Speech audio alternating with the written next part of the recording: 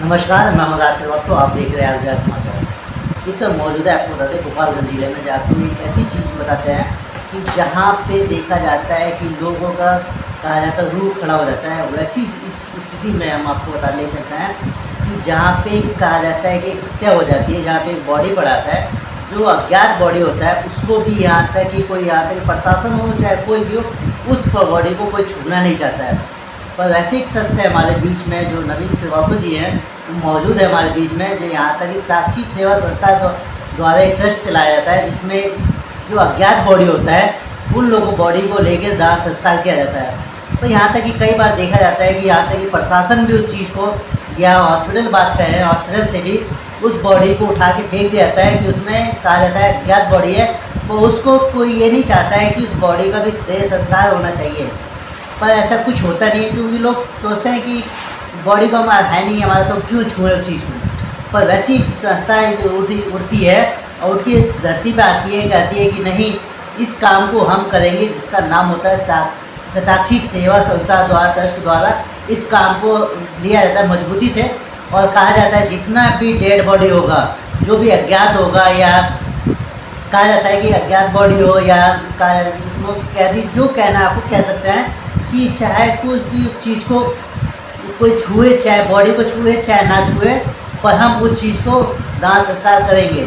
पर ऐसी सोच कहाँ से आई है, इस सोच को बढ़ावा कैसे मिला है, आइए हम सीधा जानते हैं। जो हमारे बीच में नवीन जी हैं, नवीन श्रीवास्तव जी, उनसे बातचीत करेंगे, उनसे जानेंगे कि आपके पास ये इतना मनोबल आया कैसे कि आप डेड बॉडी को भी छूए। क्योंकि लोग जो ऐसी डेड बॉडी आती है, उसको देख के लोग वैसी हार्ड हो जाता है कि लोग उस बॉडी को छूना भी क्या, देखना भी पसंद नहीं करते हैं। उस स्थिति में यहाँ पे बॉडी का देह संस्कार किया जाता है। सबसे पहले हम ले चलते हैं नवीन जी के बाद, उनसे बातचीत। सर, सबसे पहले हम आपसे जी नमस्कार सर, सबसे पहले थोड़ा मेरा नाम नवीन श्रीवास्तव है और विगत समय में मैं लगभग 1.5 दशक से इस कार्य को कर रहा हूँ। यही पहचान। वैसे शिक्षा दीक्षा हमारी यहीं से हुई है, मानिकपुर और गोपालगंज से, और आगे सिविल सर्विसेज की तैयारी के लिए मैं इलाहाबाद गया था।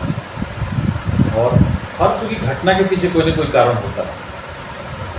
वहाँ पे मेरे साथ एक मेरा भाई था, मौसेरा भाई, मेरे साथ रहते हैं। तो उस समय गंगा में डूबकर उसकी मृत्यु हुई।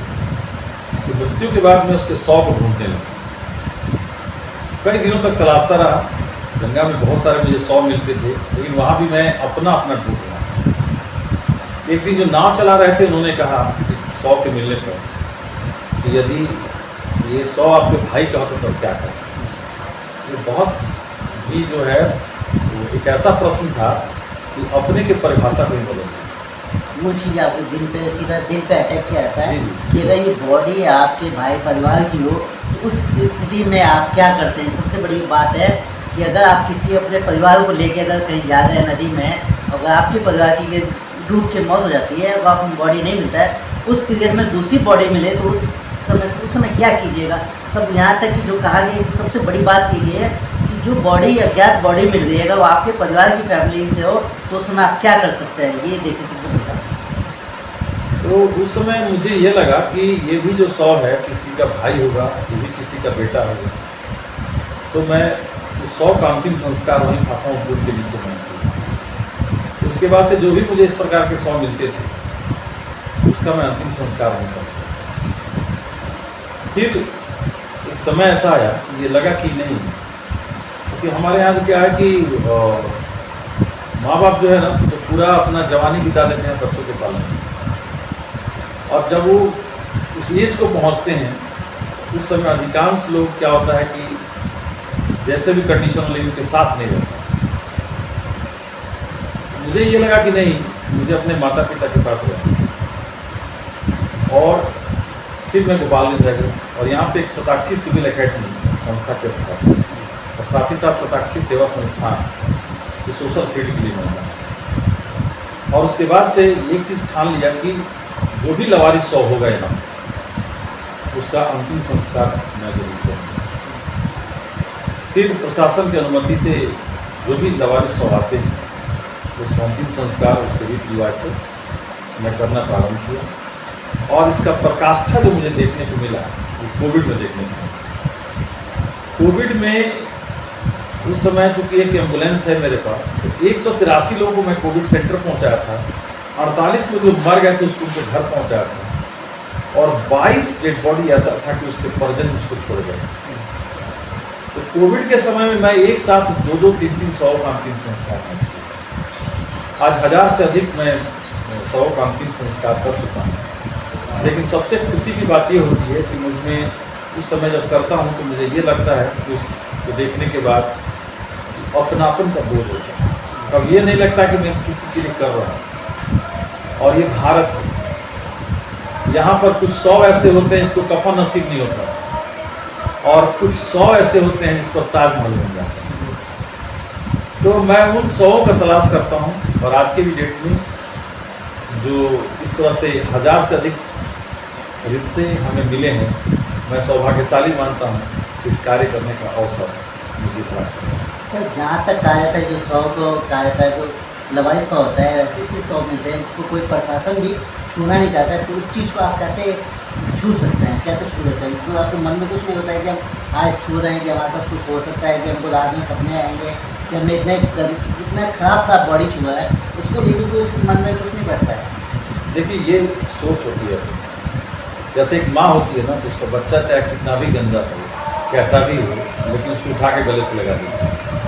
तो जब आपको किसी चीज़ में अपनापन दिखेगा ना, तो आपको उसका गंध, उसका सड़ान, उसकी स्थिति दिखाई नहीं देती, वो दिखाई देती। और ये सोच जो है उस नदी में ही बदल गया था, उस गंगा नदी में, कि बहुत सारे ऐसे 100 थे जिसको आधे जानवर खा चुके थे, बोरे में बंधा हुआ है।